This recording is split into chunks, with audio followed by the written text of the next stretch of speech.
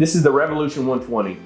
It's what we consider to be an entry-level system. However, because of the high quality data that it produces, it really can give you guys a really quick ROI, good return on investment. This system is a plus or minus 3.5 centimeter accuracy product. What we really like about this is that it's got a really good range. It's a 150 meter range capability. Allows you to really scan in areas where there are any elevation drops. You don't really lose that much data. So this system also produces 420,000 points per second, a little bit over 200 points per square meter. If you're scanning for topographical maps, power line distribution, just pretty much anything, this system's the system for you.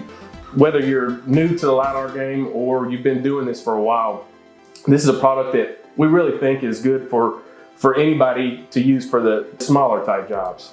So tell me, Jake, if I had a job that I wanted to use, let's say I had a backpack job, can I use this scanner for that capability? Yeah, absolutely.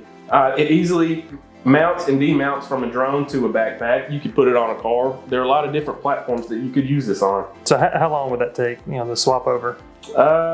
10 seconds max. I mean, that's awesome. Yeah, it's great. So I'm going to talk about the HDL32. So this is our system. We call it the Revolution HD or the Snoopy HD. Very similar in capability to the Rev 120. It's capable of being mounted to a drone, a car, backpack, basically any vehicle that you can get on. We've even had it on the Robinson R44 helicopters. So it's pretty much as versatile as you can make it. It obviously has the back portion where you can have a camera option. So we support the basically any of the Sony models, the A6000, the A7R, the R1, R2, any of the newer models. We have a couple of Centera multispectral cameras, anything that you want to be able to capture both photogrammetry and LiDAR on. Both of these two systems are fully capable of that.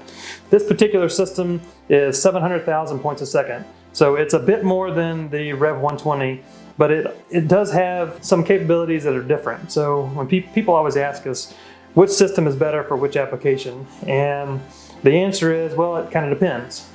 This system is slightly more accurate, so it's basically 3.1 centimeters, and that's at 50 meters AGL, so it is more accurate the lower that you go.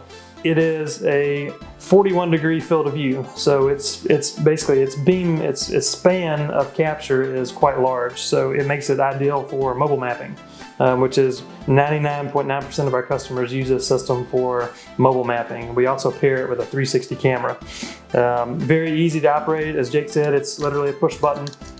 Slides onto the mobile rack. We generally like to scan at a 45 degree angle, and what that does is it allows the scan to reduce the shadowing effect that's a commonly occurrence on vehicles that are in the right of way. Outside of that, this system I would call it a mid-range type of system. So it's not the most expensive, it's not the cheapest, but it's a nice mid-grade model. This is probably our second most popular one outside the Rev 120, of course. Yep. Yeah, I mean, you got anything else to say about this one? So Forrest, a lot of our customers come to us weighing options on either one of these systems. Why would you tell someone to pick that HD over a Revolution 120? So the main difference between these two systems, that if you look at the data quality, they're very similar. The main benefit for the Rev 120 over the HD is range. This one has a range of roughly 50 to 60 meters. This one has a range basically all the way up to 120 meters. Now granted, that's a narrower field of view, but you still have the capability and you get lots of points at 120 meters. This one would completely disappear. Its max is somewhere around 80 meters. At 80 meters, it does not get a lot of points on the ground.